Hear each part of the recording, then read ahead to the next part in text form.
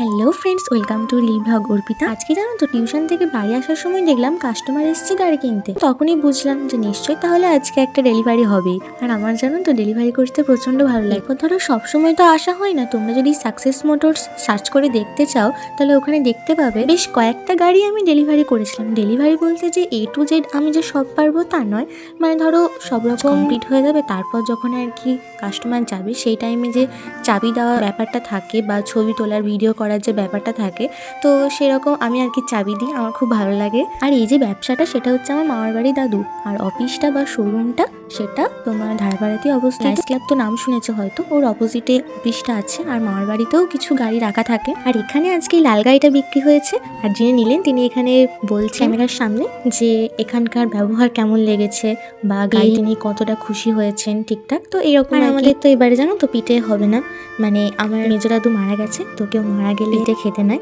তো তার জন্য গড়গড়ে যেটাকে বলে আর কি, তো ওইটাই করা হবে এবারে। এমনি পিঠে আমাদের গড়তেও নাই, খেতেও নাই। আর আজ থেকে শুরু, তো কালকেও একদিন হবে। আর এখানে মা আর ঠাকুমা মিলে পিঠে গড়ছে। সব মিলিয়ে তোমাদের ভিডিওটা কেমন লাগলো অবশ্যই জানিও। ভালো লাগলে লাইক, কমেন্ট আর সাবস্ক্রাইব করতে একদম ভুলো না। চলো দেখা হচ্ছে আবার নেক্সট ভিডিওতে। আজকের মতো টাটা।